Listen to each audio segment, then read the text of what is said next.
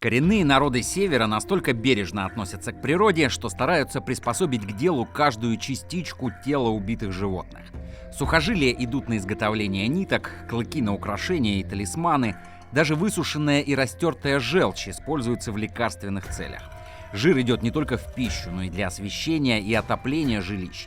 Продолжать можно очень долго, но из этого правила есть одно очень жесткое исключение. Это печень белого медведя, которую все без исключения северяне не только не едят, но и вовсе выбрасывают в море или закапывают, чтобы ее не отведали собаки. В сегодняшнем выпуске мы покажем, почему же именно этот медвежий орган такое строгое табу и у коренных народов, и у путешественников. Вы узнаете, для чего первопроходцы пили медвежью кровь и каковы на вкус бифштексы из медвежатины. А если досмотрите наш новый выпуск до конца, увидите, какие мистические ритуалы связаны с охотой на медведя у разных северных народов. Поехали! Юлиус Пайер, один из руководителей полярной экспедиции на судне Тегет-Гоф, в ходе которой была открыта земля Франца Иосифа, в своих заметках немало места уделил белым медведям, а точнее их гастрономическому применению. Ни одна из предыдущих полярных экспедиций не располагала столь обильным материалом по белому медведю. Всего экспедицией было убито и съедено 67 белых медведей. Общее число медведей, повстречавшихся нам и служивших предметом охоты, намного превышало 100. Мне кажется поэтому, что наш опыт достаточен для того, чтобы мы могли считать себя компетентными в вопросе о характере этих животных. Писал он в своей книге «725 дней во льдах Арктики». Легкие и 4 ляжки предназначались для общего стола, язык преподносился доктору, а сердце получал повар. Кровь медведя шла на пользу цинготным больным, позвоночник и ребра бросали собакам. Вредная для здоровья печень выбрасывалась в воду. Мозг шел на стол в кают-компанию, а жир отправлялся в специальную бочку. Все дело в содержании витамина А. Печень накапливает жир тех животных, которыми питаются белые медведи, например, тюленей и моржей. В итоге именно в этом органе содержится в десятки и сотни тысяч раз больше этого витамина, чем нужно человеку.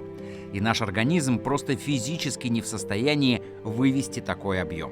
Кстати говоря, такая ситуация характерна не только для белых медведей. Точно так же опасна человеку печень тюленей, моржей, песцов и других арктических обитателей. Витамин А полезен в малых дозах и токсичен в больших. Он играет важную роль в зрении, росте костей, размножении, иммунной активности, клеточном делении. Но стоит помнить, что этот витамин необходим для всех этих процессов в малых, а в больших количествах мешает им. Если получать лишний витамин А постепенно, результатом может быть затуманенное зрение, потеря волос, инфекции. А вот если получить передоз одномоментно, то это и вовсе может привести к смерти. Причем неважно, сколько времени прошло с момента поедания. Токсическое действие витамина А настолько сильно, что оно может повредить печень и другие органы в организме. А вот для самих белых медведей получение избытка витамина А – часть их метаболизма.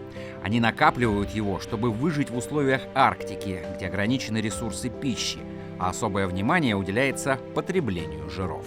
Белые медведи – это хищники, стоящие на вершине пищевой цепи. Их рацион включает в себя в основном жирное мясо морских млекопитающих, таких как тюлени, а также рыбу. Эти животные обладают уникальной способностью переваривать большое количество жира и накапливать витамин А. А что же мясо? Оно, в отличие от печенки, вполне пригодно в пищу. Мясо белого медведя может быть токсичным при неправильном приготовлении. Например, при недостаточной термической обработке вызывать трихинеллез.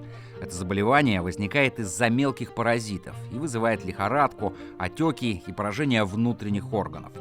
При этом многие полярные исследователи отзывались о вкусовых качествах медвежьего мяса, мягко говоря, без особого восторга. Вот как описывает свои впечатления полярный исследователь, доктор гидрографической экспедиции Северного Ледовитого океана Леонид Старокодомский. От убитого медведя мало проку. В первый день бифштексы из медвежатины многие ели с удовольствием, несмотря на неприятный привкус. Она сильно отдает рыбьим жиром. Сегодня повар попробовал приготовить из медвежьего мяса суп. Получилось нечто совершенно несъедобное. С цингой сталкивались многие северные экспедиции, в том числе организованная в 1912 году лейтенантом Георгием Яковлевичем Седовым. Один из ее участников, художник Николай Васильевич Пинегин, так описал лечение этого недуга. И здоровые, и больные пили горячую медвежью кровь. До этого дня я не был кровопийцей, но сегодня горячо расхваливал эту жидкость, не подавая вида, что она мне противна. Я знал, что в нашем положении кровь – лучшее средство от цинги. Им одним спасаются немцы и русские на всем побережье Ледовитого океана. Населявшие Арктику коренные народы столетиями охотились на белых медведей. Никто из них не пытался есть печень хозяина ледяных просторов еще и потому, что считали этот орган священным, как хранилище медвежьего духа. В некоторых верованиях северных народов считалось, того, кто нарушит этот запрет, неминуемо поразит безумие. Некоторые чукчи хранили в своих ярангах засушенные головы белых медведей, иногда вместе с кожей, а якуты во избежание мести после удачной охоты отделяли голову и ноги от туловища, вырезали глаза, затыкали уши землей и перевязывали нитками пасть. В некоторых случаях зарывали на время в землю, причем все это делалось в глубоком молчании. Немцы устраивали для черепов белых медведей священное место и складывали из них жертвенники – седянги. Дорогие друзья, на этом наш выпуск подошел к концу, но прежде чем мы с вами попрощаемся, расскажите, а доводилось ли вам пробовать медвежатину? Какие впечатления оставили у вас блюда из этого мяса? Обязательно напишите свой ответ в комментарии, не забудьте подписаться на Ямал Медиа и активировать колокольчик, чтобы не пропустить ничего интересного. Предлагайте свои темы для наших новых выпусков, мы обязательно выберем самые интересные. С вами был канал Ямал Медиа, до новых встреч!